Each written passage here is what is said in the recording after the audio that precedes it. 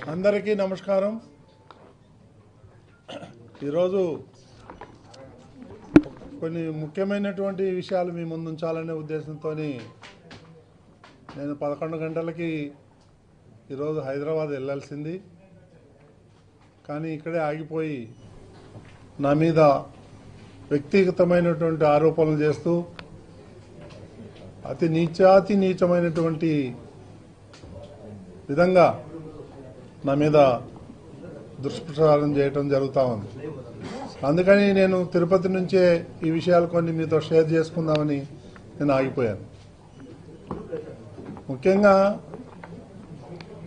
ఎవరైతే నా మీద ఆరోపణలు చేసి ఈరోజు ప్రెస్ మీట్ పెట్టిన ఆయన, నేను టీటీడీ చైర్మన్గా ప్రమాణ స్వీకారం చేసిన మొదటి రోజు నుంచే నన్ను రిజైన్ చేయమంటున్నాడు.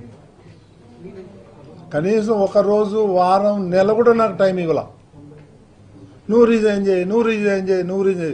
వాని అబ్బా సొత్తా టీటీడీ, నేను రిజైన్ చేయను, నువ్వు నాకు ఇచ్చావా టీటీడీ చైర్మన్ నేను రిజైన్ చేయడానికి? నాకు చంద్రబాబు నాయుడు గారు ఇచ్చారు, ఆయన చెప్తే ఒక్క నిమిషం కూడా పట్టదు నాకు. ప్రతిరోజు నువ్వు రిజైన్ చేయి. ఎందుకు రిజైన్ చేయమంటున్నవాడు? దీని మీద నేను రీసెర్చ్ చేస్తే ఆయన చేసినటువంటి దుర్మార్గాలన్నీ ఒక్కొక్కటి బయటకు వస్తున్నాయి. ఒకటి కాదు, రెండు కాదు, 100. ప్రతి దాంట్లోనూ కరప్షన్ చేశాడు. ఇవన్నీ బయటకు వస్తే తిరుపతి ప్రజలే తరిమి కొడతారు. నేను ఈరోజు కూడా నిస్వార్థంగా ఏది ఆశించకుండా, నేను రాజకీయ నాయకుడిని కాదు, నేను ఒక మీడియా అధినేతని, నేను ఒక బిజినెస్ మ్యాన్ని. నాకు ఎన్నో అవకాశాలు వస్తే నేను వద్దనుకొని నాకు టీటీడీనే కావాలని ముఖ్యమంత్రి గారిని రిక్వెస్ట్ చేసి నేను ఇక్కడికి వచ్చాను. కొన్ని రిఫార్మ్స్ చేయాలి ఇక్కడ అని. గత 5 ఏళ్లలో మీరు చూసుంటారు ఎన్ని వేల టికెట్లు అమ్ముకున్నారు. నా దగ్గర రికార్డు ఉంది. వాళ్ళు పొరపాటున అది పోతా నా దగ్గర చైర్మన్ ఆఫీసులో వదిలేసి వెళ్ళిపోయారు. ఇవన్నీ తీసి చూస్తుంటే ఒక్కొక్కటి బయటపడుతున్నాయి. నిన్న జరిగినటువంటి బోర్డు మీటింగ్లో కూడా నేను ఒక పాయింట్ లేవనెత్తాను. ఎందుకంటే ఎన్ని స్కాములు ఉన్నాయంటే అన్ని స్కాములు బయట పెడదామంటే ముఖ్యమంత్రి గారు నన్ను ఆపు చేయటం జరిగింది.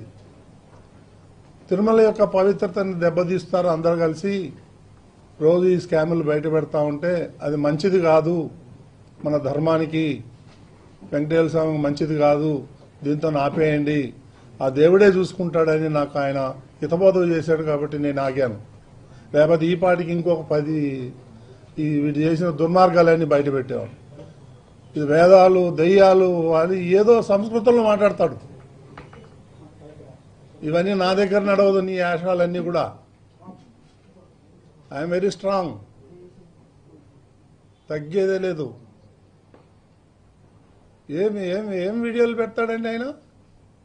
ఇప్పుడు ఏదైతే వీడియోలు పెట్టాడో వాళ్ళ ఫ్యామిలీ, మా ఫ్యామిలీ మోర్ దెన్ 30 years నుంచి మాకు ఫ్యామిలీ పరిచయాలు ఉన్నాయి. వాళ్ళ ఇంటికి మేము పోతాం, మా ఇంటికి వాళ్ళు వస్తారు. అంత మాత్రాన అసలు కొన్ని చోట్ల వీడియో మార్పింగ్ చేయడం జరిగింది. ఆ చేసే గాడిదలు సరిగా కూడా చేయలే. మళ్ళా నేను ఎన్నిసార్లు చూసినా అందులో నాకేం తప్పు కనిపించలే.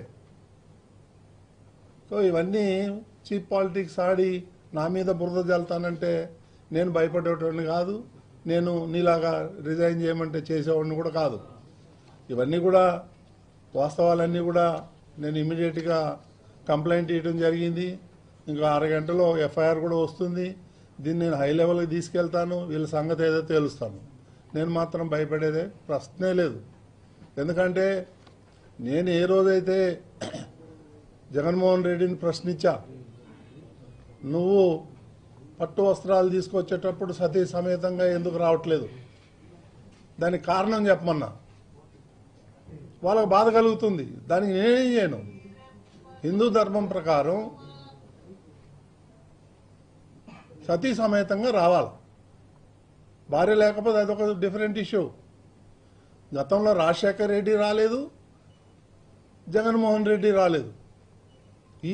ఈ భారతి పేరు ఎత్తానని వాళ్ళ కోపం. నేను ఎందుకు ఎత్తకూడదు భారతి పేరు? ఆమె వస్తే ఆమెను ఎందుకు నేను ప్రశ్నిస్తాను? ఆమె రాలేదు కదా. ఇవన్నీ పెట్టుకొని బీఆర్ నాయుడు టీటీడీ చైర్మన్ ఉంటే నా ఆటలేమీ సాగవు, రోజుకొకటి వస్తూ ఉన్నాయి అనే ఉద్దేశంతో ఈ బురద జల్లే కార్యక్రమం.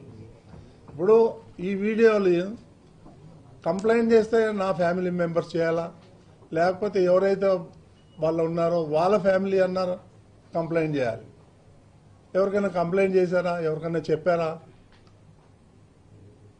కొన్ని అయితే మా ఇదివరకు అందులో ఉన్నటువంటి కొన్ని ఫోటోలు అయితే నేను 20-25 ఏళ్ల కింద దిగిన ఫోటోలు అవి.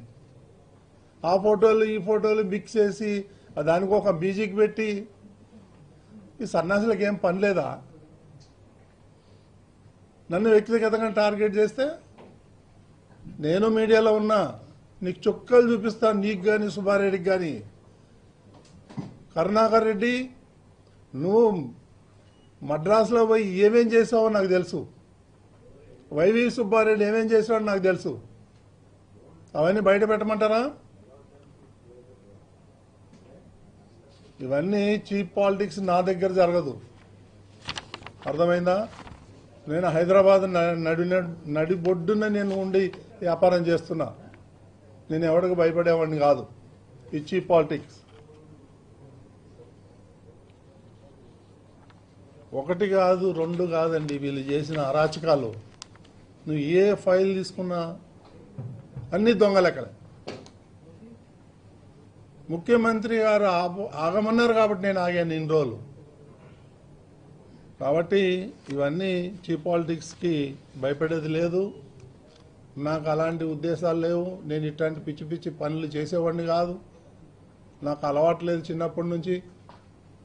నా మీద ఇటువంటి లేనిపోని కొన్ని మార్పింగ్ చేసి నా మీద బురద వెళ్తే మాత్రం నేను ఊరుకునేవాడిని కాదు.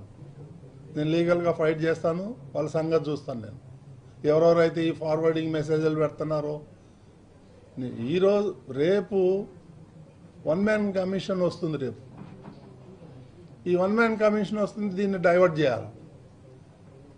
ఈ దొంగలకి డైవర్షన్ పాలిటిక్స్ బాగా వచ్చు. ఎప్పుడు ఏం చేయాలో, ఎలా చేయాలో, డైవర్ట్ని ఎట్లా చేయాలో అనేది. ఇది ఒక టాపికా? దీనివల్ల ఎవరికి నష్టం? సమాజానికి ఏమన్నా ఉందా? నేనేమన్నా తప్పు పని చేశానా? ఏమున్నాయి ఆ వీడియోలో చూడండి మీరు, అందులో ఏం తప్పు ఉంది? ఫ్యామిలీ ఫ్రెండ్స్ ఉండరా, కలవరా, పోరా, రారా? నాది 20 సంవత్సరాల క్రితం ఉన్నటువంటి ఫోటోలు పెట్టి మార్పింగ్ చేస్తారు. ఇవన్నీ నా దగ్గర నడవదు. నేను చెప్తున్నాను, నేను లీగల్గా ఫైట్ చేస్తాను, దేనికైనా సిద్ధంగా ఉన్నాను. నువ్వేదో బుడబుక్కలు బెదిరింపుకు నువ్వు దిగిపో. ఇది ఒకసారి కాదు, 100 సార్లు చెప్పినావు. నువ్వు దిగమంటే దిగటానికి రాలేదు నేను ఈ ప్రాంతానికి చెందినోడినే. నువ్వన్న పక్క జిల్లా నుంచి వచ్చినావు. కాబట్టి ఎందుకంటే చెప్పాలంటే చాలా ఉన్నాయి వాళ్ళ భాగవతం కూడా. ఇక నేను ఊరుకునే లేదు. నా దగ్గర కూడా ఇన్వెస్టిగేషన్ జర్నలిజం, నా దగ్గర కూడా సీనియర్ జర్నలిస్టులు ఉన్నారు. ఇలా కథలన్నీ తెలుస్తా నేను.